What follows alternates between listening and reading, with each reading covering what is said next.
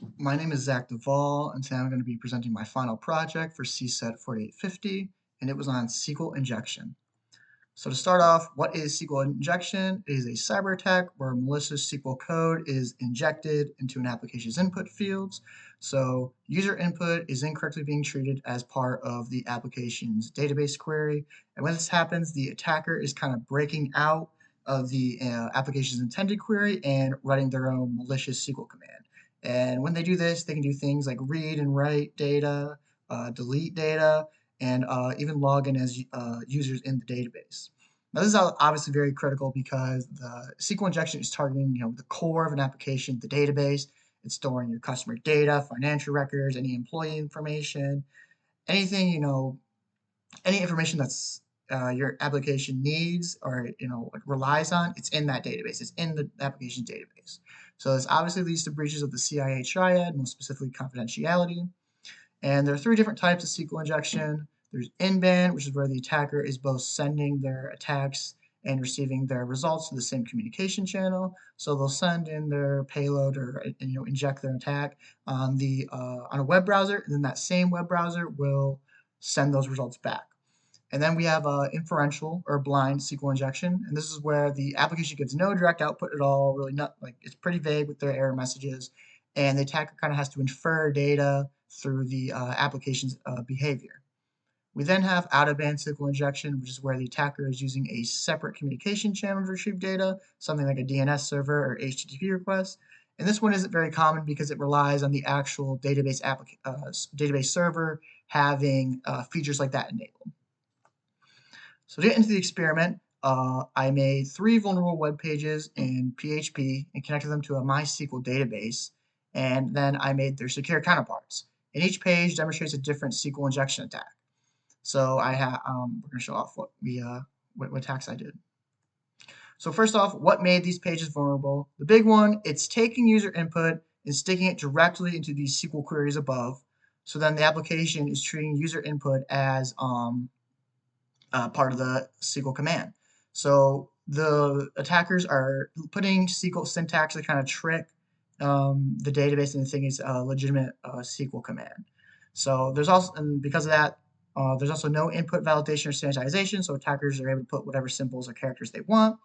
So the application is trusting user input completely, which is then letting them craft and manipulate their own SQL queries. So to start off, I made a little login page, a simple little login page, that separates trusted users from non-trusted, kind of acts as a door. But since the underlying SQL query in the page isn't really written with security in mind, it's very, very vulnerable, as I'm about to show off. So we have our little login page here. It's vulnerable. So I'm about to do the payload.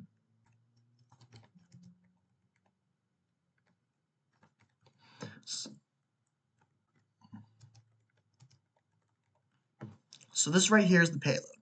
And we have these apostrophes here because it's closing off strings in the original query. So these apostrophes are very important because it's tricking the database into thinking it's an actual SQL command.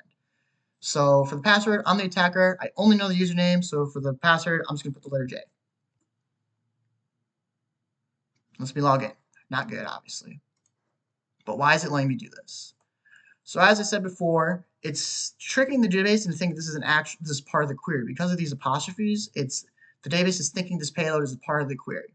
So the database is kind of like, so username is empty or true. Since 1 and 1 is always true, it's going to bypass this login.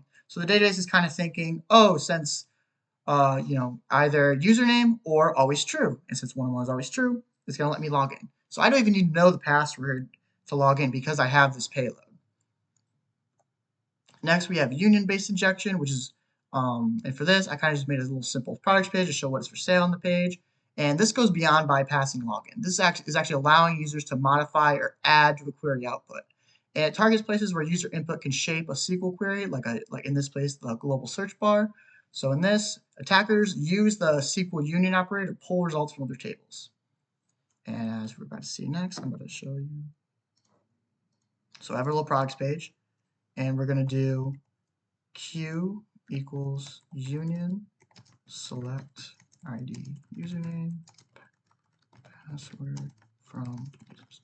So what we're looking for is it's gonna pull the user ID, the username, and password from all the users in the database.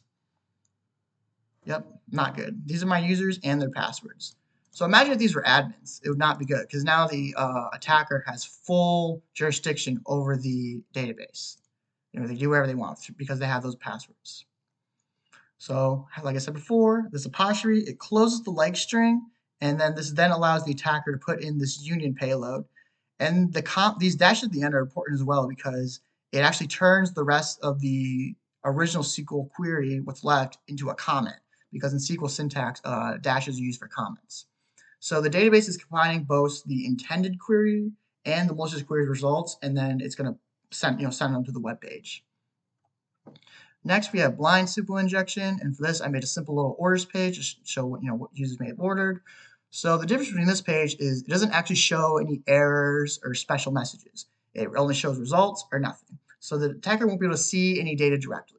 This doesn't mean it's not vulnerable to SQL injection. The attacker just now has to analyze the page's behavior. In this case, if rows return or not. So now we're going to pull up the next. Oh, sorry, wrong one. We're going to pull up the next page. So I got my little orders page here. And we're going to do user ID equals 3. And I'm using ID 3 because it isn't in my database. It doesn't exist. So we're going to get a more for sure answer. In a real case setting, you'd probably do something like 999 or some really unrealistic number. So what we're looking for is user Daniel's password start with D. And we're looking for all the rows to return. So it's true because it shows all the rows in the database. And now we're going to do a false one. Say does user it starts with P. And it doesn't because no rows. And then this part is important as well. You can play with these numbers around to figure out like the where characters are. So if I put 2 and 2, it does the second letter of Daniel's username start with A. It does. So it'll display all the rows. So like I said, the payload is asking the database a yes or no question. Is the first letter of Daniel's password letter D? So it's not going to show the password or any sort of message like that. It's going to react differently whether the condition is true or false. So in this case, if the condition is true, it's going to show all rows, and if it's false, it shows nothing. And once again, it's including SQL syntax to trick the user, the intended query and the application. So now it's time to secure these pages. What can we do to make these pages invulnerable to SQL injection? So the big one, it's switching from prepared statements. These are the main defense against SQL injection. So I made these little placeholders that makes it so you can't actually change the structure of any query, and that's these little question marks. So prepared statements now it's treating user input as data. It's no longer treating it as commands or SQL code. So it kind of puts into a locked container. So even like a malicious input string is no longer being treated as code, just regular just a regular string. So next I made gotta demonstrate the.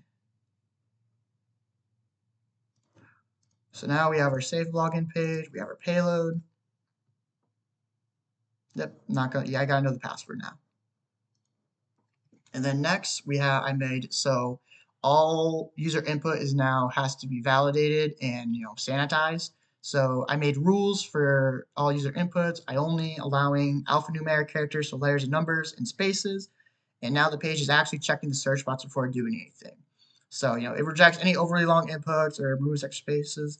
And this is important because a lot of SQL injection payloads contain the percentage signs, the apostrophes, the dashes because it's part of SQL syntax. So now it's not going to accept this anymore. So now we'll do our save products page. Now we'll do that payload. Yep, invalid character. So it's not going to work anymore because it's checking the input and denying anything that isn't an alphanumeric. And then for the last page, I made it so it has consistent application behavior. So any invalid input is going to produce the same output. So if it's trying to enter anything that isn't just digits, it's going to return no rows no matter what. It also has a very generic error message, no orders found. And also made it so it's going to have consistent load times, which makes it safe from any time-based injections.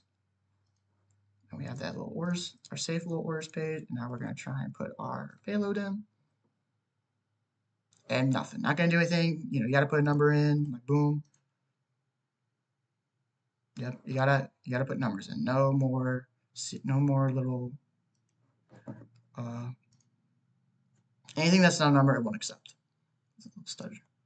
So some other security enhancements, hashing passwords, implementing the principle of least privilege, stored procedures, and just doing regular security reviews are really great for long-term security. So kind of a summary, preparer statements is the primary defense, input validation and sanitization kind of reduces that attack surface, and consistent application behavior specifically helps stop blind SQL injection attacks. And then, like I said, additional packages for long-term security. So some key learnings from the attacks, SQL injection can let attackers gain unauthorized access, manipulate and insert their own data or data from the database, and extract information from seemingly safe pages like that ORS page. So SQL injection exploits both forms and shared components like search bars. So some final takeaways, even small coding mistakes have large security consequences, and secure coding practices are the most reliable defense. Hands-on testing is critical when to understand security concepts and just seeing, really understanding what makes something vulnerable. And SQL injection happens when user input isn't checked or limited, and it succeeds when the attacker can control the query and fails when input is treated as data, not code.